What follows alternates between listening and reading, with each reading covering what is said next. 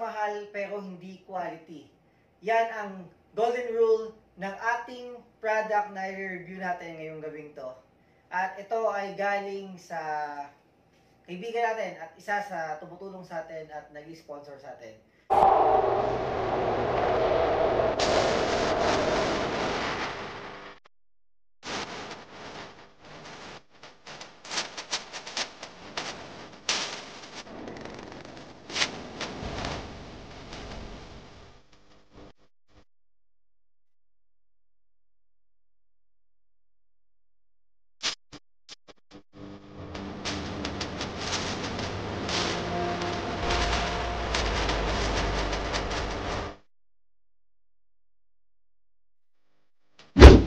Yo, what's up mga ka-Benking? It's me again, Benky Boy TV, representing MMRC from GMA Cavite. At for today's video, tulad nga sinabi ko, ay mag-unbox tayo ng isang box. Ito yung box na i-unbox natin. Yan. So, hindi ako kita. So, ito pala yung G-Star box. Ito yung G-Star box na galing nga sa Secret Shop. So, bago yan, may love letter pala sa akin si Alex Secret Shop. So, basahin natin. Nakalagay dito, gift voucher. Good day, you are invited to visit Secret Shop. Lagi naman ako nandyan, diba? Alam yan. Because we know that your performance is good to your viewers and that's why we are happy to share you some of our products.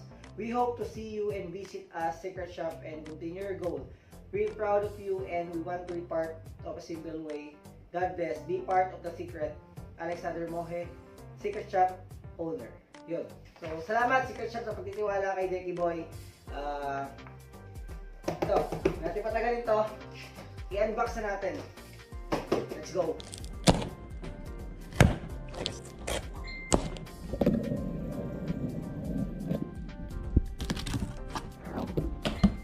So, ito na yung box. This is 45 liters alloy box. Wow! So, dito pa lang, unang bukas pa lang nakaka-impress na kasi talagang safe na safe na safe na safe na safe yung item mo. Kahit ibalibag-balibag mo to. So, ayan o, may mga, di ba tawag yung bubble wrap? So, ito, bubble wrap din siya, pero parang hotdog.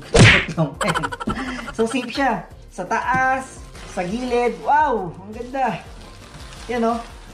So, safe na safe talaga. So, ito na. Ito na yung G-Star 45 liters alloy box. So, sa packaging pa lang, napauna ako, packaging pa lang yun ha. Packaging pa lang yun. Hindi pa natin nabubuksan to. So, unang-una natin makapansin yung reflectorize niya dito. Reflectorize niya, syempre napakaganda nito, lalo na kapag kagabi at bumibiyahe tayo, meron tayong reflective part dito sa ating motorcycle maliban sa taillight natin. Tapos, medyo, sorry, medyo speechless ako kasi nagandahan talaga ako. Kasi ngayon lang talaga ako nakakita naman ako ng mga alloy box pero ngayon ko lang talaga nahawakan at yung talagang tinignan yung mga detalye. Oh, kayo nang musga.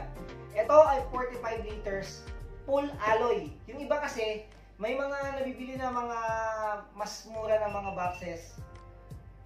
Pero nandadaya, yung ibang part hindi naman talaga alloy. So ito talaga full alloy kasi si Sir Alex tsaka si Motorkada tinesting nila yon. So ini-stretch nila yung particulate mo sa ilalim. So nakita talaga na full alloy talaga siya. And then napakagandang quality ng plastic yung ginamit dito. And then yung mga iba stainless parts tsaka yung mga screw niya at mga buttons niya. Yung susi, siyempre nasa loob yan. So tingnan natin, ito tinatawag double lock. Ito kasi lock niya para doon sa kanyang bracket sa ilalim. Diba nakakonect sa MC natin. Tapos ito yung kanyang lock para dito sa mismong pintuan ng box. Yun. So ganun lang pala gagawin natin. So kaya ignorante talaga ako kasi hindi pa naman ako nakakapagbukas ng box na ganito. Wala akong ganito at wala akong mga nakakasamang rider na may ganito. Kaya sa mga tropa kong mga rider dyan, bili na kayo nito. So yun, gagawin lang natin, pipindutin lang natin to, may pindutan siya. Tapos, angat. So yun. Yun. Oh, may goma. So ngayon, ito yung kanyang mga, ito yung kanyang susi. Meron siyang manual, ayan. Manual na hindi naman binabasa, pero basically, titignan lang natin. So, mamaya natin to. Tapos, ito yung kanyang mga ginagamit na pang-brackets sa ilalim. So, allen wrench na naman gagamitin. Tsaka maganda sa tornilyo niya, ito yung hinihigpit ng kusa eh. Yung may rubber sa loob. Yung may rubber sa loob na kaya hindi talaga siya makakatanggal. Maliban lang kung talagang iikutin mo gamit ang mga tools. So, yan. Yung susi niya, ang ganda. Parang anti-theft. Kasi, nasa loob yung ngipin. Yan, nasa loob yung ngipin. Oh. So, ang ganda. Ayos to. Hindi basta-basta mananakaw to. Ngayon, punta naman tayo ngayon dito sa, sa components ng box na to. So, ang box na to, kung makikita nyo, mayroon siya mga organizer. Pwede mong ilagay yung mga papel mo, cellphone mo, at kung ano-ano pa na pwedeng magkasya dito. Especially yung mga kailangan mo agad kunin. Kasi pag bukas mo, for example, charger, wallet, mostly wallet talaga, tsaka lisensya, tsaka papel. And then, covered din siya, mayroon siyang padding sa bawat part ng box na to. So, ito ipakita natin dito, detachable siya. Ayan. All sides ng box na to ay mayroon siyang padding. So, ayun ang isa sa napakaganda dito kasi safe yung gamit mo sa loob ng box mo. So, hindi lang para mailagay mo yung gamit mo. Siyempre, organizer talaga. Pakita natin yung mga detalye na ginamit na plastic sa kanya. So, ang ganda ng mechanism niya. Solid talaga. Makikita mo, pag sa personal nakita nyo to, masasabi nyo na talagang ang ganda. Hindi ko kayo binobola. At mapansin din natin dito, sa gilid niya, sa mga corner edges niya, may rubber. Ayan, plastic tsaka rubber yung sa gilid niya. Ngayon, punta tayo dito sa top part ng box na to. Ayan. Top part ng box na to, makikita natin, marami siyang pwedeng pagkawitan. Alam niyo yung net, ito, papakita ko sa inyo, yan, yung net na yan, ay pwedeng ilagay dito kung sakali maglalagay ka ng top load dito sa box mo, kung masyadong madami yung dadalhin mo. Especially maganda gamitin sa mga touring, yung talagang malalayo yung pinupuntahan.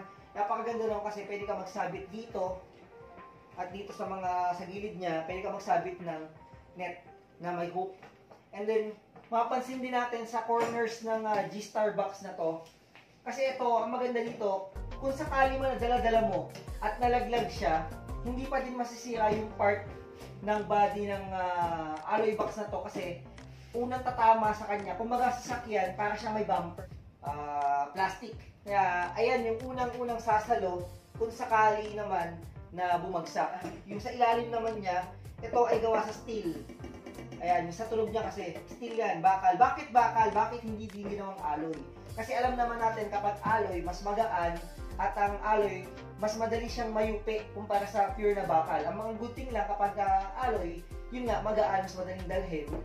Bakal sa ilalim kasi kailangan ito yung nakakabit, ito mismo yung nakakabit doon sa MC natin sa bracket mismo, kaya bakal. Kaya nga yung mga brackets gumagamit din ng bakal or stainless kasi para mas matigas. Itong G-Star box na to ay mabibili nyo sa halagang SRP nito ay 6,500 at available to sa G-Star Philippines. So ito yung page na G-Star Philippines, paki-visit nyo at pwede kayo doon mag-order.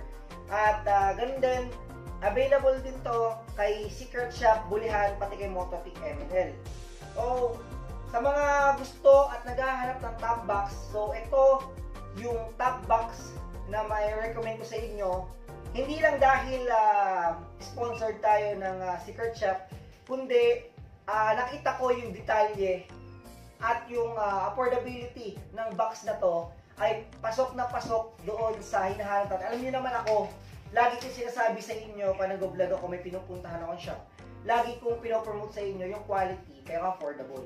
Diba? Kasi syempre, ako, nanggaling din ako sa typical na buyer. Nagsisimula pa ng motor, bumili akong pyesa, hanggang sa ngayon naman So, hinahanap ko lagi yung affordable. So, salamat sa Secret Shop, Alex Secret Shop, sa box na to. At kung tatanungin nyo ako, highly recommended ko ang box na to. At ito na, ang gagamitin natin sa mga biyahe natin at gagawa tayo ng mga pakulo gamit ang box na to. So, tagline nga ng G-Star na the golden rule. Bawal ang mahal na hindi quality. Don't forget to like, share, and subscribe dahil Boy TV. At please click nyo na notification bell na yan para sa ganon, wala kayong makalimutan sa bawat video ko. Shoutout Secret Shop, shoutout sa mga tumutulong sa atin. Puntilarat Trading, AKC, shoutout po sa inyo lahat, memory.ph. So, that's all for tonight, and ride safe, peace, and G-Star lang malakas. Bye-bye.